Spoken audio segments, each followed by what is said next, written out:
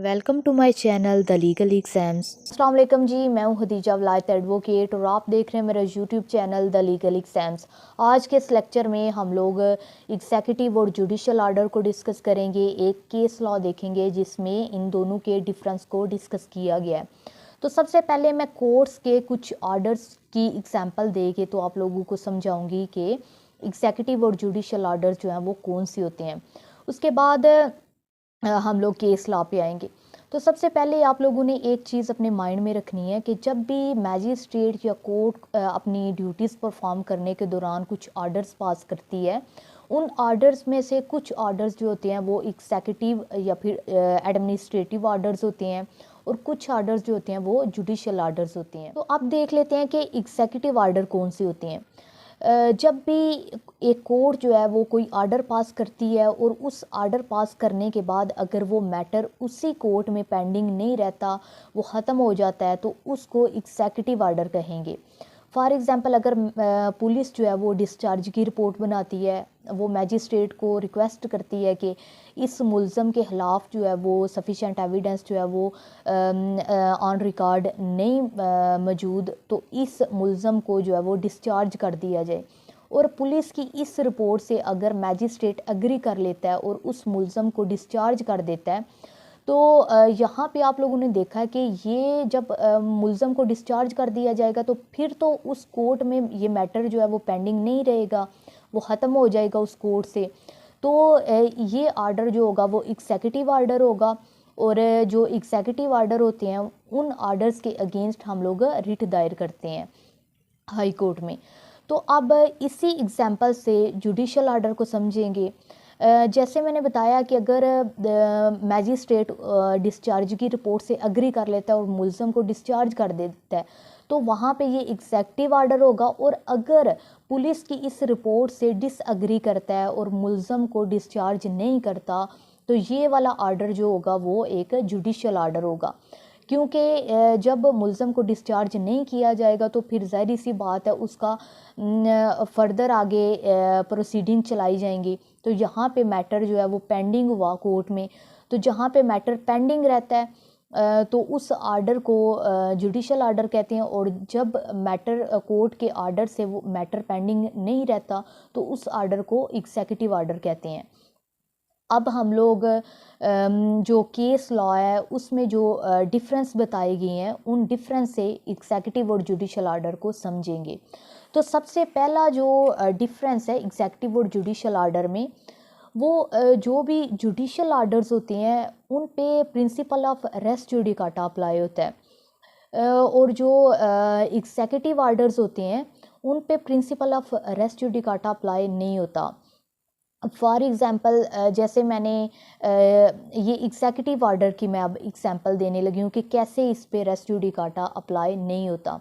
तो जैसे मैंने पहले बताया है कि अगर एक मुल्ज़म जो है वो उसको डिस्चार्ज कर दिया गया है बाय द मैजिस्ट्रेट, तो ये आर्डर एग्जीक्यूटिव आर्डर होगा। और जब इस मुल्ज़म के अगेंस्ट सफिशेंट एविडेंस जो है वो सफ़ा मिसल पे आ जाएगी, तो कोर्ट के पास इख्तियार है कि वो दोबारा उस मुल्ज़म को समन कर सकती है कि वो आए और आके ट्रायल को फेस करे।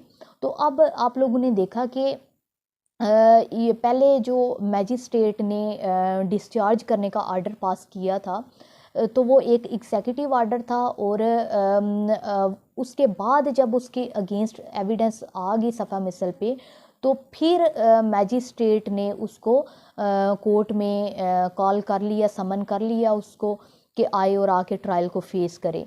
तो यहाँ पे जो रेस जुडिकाटा का प्रिंसिपल है वो अप्लाई नहीं होगा, कोर्ट दोबारा उसके केस को सुन सकती है। अब देख लेते हैं कि जो प्रिंसिपल ऑफ रेस जुडिकाटा है वो कैसे जुडिशल ऑर्डर्स पे अप्लाई होता है। तो फॉर एग्ज़ाम्पल अगर सिविल कोर्ट में एक सूट पेंडिंग है, उस सूट में अगर एक पार्टी जो है वो टेम्परेरी इंजंक्शंस की एप्लीकेशन फ़ाइल करती है दूसरी पार्टी के अगेंस्ट कि हमें जो है वो स्टे इशू किया जाए, इस पार्टी के अगेंस्ट इस कोई स्पेसिफिक एक्ट करने से उसको रोका जाए, तो अब अगर फॉर एग्जांपल कोर्ट उसकी एप्लीकेशन को अगर रिजेक्ट कर देती है, उसको टेम्परेरी इंजंक्शन ग्रांट नहीं करती, कोर्ट कहती है कि तुम्हारे पास तो कोई ऐसा टाइटल डॉक्यूमेंट ही नहीं है जिसकी बेस पे तुम्हें टेम्परेरी इंजंक्शंस इशू की जाएं, या फिर तुम्हारा तो प्राइमा फेशी केस ही नहीं बन रहा, या फिर तुम्हारा अगर तुम्हें स्टे ग्रांट नहीं किया जाता तो तुम्हारा तो कोई इररिपेयरेबल लॉस ही नहीं हो रहा, तो यहाँ पे अगर उसकी इस टेम्परेरी इंजंक्शंस की अगर एप्लीकेशन को रिजेक्ट कर देती है कोर्ट, तो ये कोर्ट का जो है वो जुडिशियल आर्डर है, और इसके अगेंस्ट अगर अपील जो है वो प्रोवाइडेड है लॉ में, तो फिर इसके अगेंस्ट अपील होगी। अगर अपील प्रोवाइडेड नहीं है, जहाँ पे अपील लाई नहीं करती, वहाँ पे हम लोग रिवीजन दायर करते हैं, और एपलेट कोर्ट में भी जाके एपलेट कोर्ट भी ये डिसाइड करती है कि इसे टेम्परेरी इंजंक्शन ग्रांट नहीं की जानी चाहिए। उसकी जो ट्रायल कोर्ट का डिसीजन है वो इंटैक्ट रहता है। लेकिन 10 दिन या 15 दिन के बाद या 1 माह के बाद वही पर्सन दोबारा दूसरी पार्टी के अगेंस्ट उसी सेम कॉज ऑफ एक्शन पे अगर फिर आके टेम्परेरी इंजंक्शंस की एप्लीकेशन फाइल करता है, तो यहाँ पे फिर रेस्ट जुडिकाटा अप्लाई हो जाएगा, क्योंकि ये जो पहले कोर्ट ने आर्डर पास किया था वो एक जुडिशियल आर्डर था, तो जुडिशियल आर्डर पे principle of rest judicata apply होता है। उसके बाद अगला डिफरेंस डिस्कस कर लेते हैं एग्जीक्यूटिव और जुडिशियल आर्डर्स में। तो जो जुडिशियल आर्डर्स होते हैं उन पे principle of functus officio apply होता है। इसका क्या मतलब है कि जब एक अथॉरिटी अपनी ड्यूटीज़ परफॉर्म करते हुए कोई मैटर जो है उसको डिसाइड कर देती है, तो फिर वो अथॉरिटी उस मैटर को दोबारा जो है वो अल्टर नहीं कर सकती, अनलेस एंड अनटिल अगर रिव्यू की एप्लीकेशन फाइल की जाती है और उसमें कुछ बड़ी स्ट्रॉन्ग ग्राउंड्स जो हैं वो ली जाती हैं, तो फिर उन ग्राउंड्स पे वो अपने डिसीजन को अल्टर कर सकती है। उसके बाद ये जो जुडिशियल आर्डर्स होते हैं, इनमें जो अथॉरिटी आर्डर पास कर रही होती है वो अथॉरिटी अपने उस डिसीजन को ना तो रिसेंड कर सकती है और ना ही कैंसिल कर सकती है।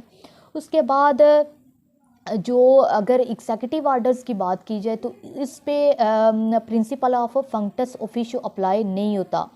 फॉर एग्ज़ाम्पल जो हम लोग एप्लीकेशन फ़ाइल करते हैं ट्रांसफ़र ऑफ केस की, और अगर कोर्ट जो है केस को ट्रांसफ़र कर देती है एक कोर्ट से दूसरी कोर्ट में, तो ये जो आर्डर होता है ये एग्जीक्यूटिव आर्डर होता है। लेकिन जिस कोर्ट ने ये आर्डर पास किया, अगर वो कोर्ट दोबारा अपने उस आर्डर को कैंसिल करते हुए जो केस ट्रांसफ़र किया गया उस ट्रांसफ़र केस को दोबारा अगर उसी कोर्ट में ट्रांसफ़र कर दे, वापस भेज दे जिस कोर्ट से वो ट्रांसफ़र हुआ था, तो यहाँ पे आप लोगों ने देखा कि ये जो एग्जीक्यूटिव आर्डर्स होते हैं उनमें कोर्ट अपने आर्डर को रिसेंड भी कर सकती है, कैंसिल कर सकती है। एग्जीक्यूटिव आर्डर्स हैं ये पब्लिक अफेयर्स की सस्पेंशन, इसकी रेगुलेशन या फिर मेंटेनेंस ऑफ पब्लिक सर्विसेज के लिए पास किए जाते हैं। जो जुडिशियल आर्डर्स होते हैं ये बाइंडिंग होते हैं पार्टीज़ पे, और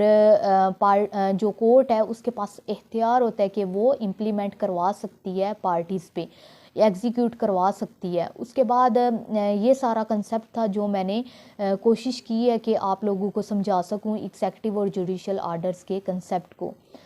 तो थैंक यू सो मच।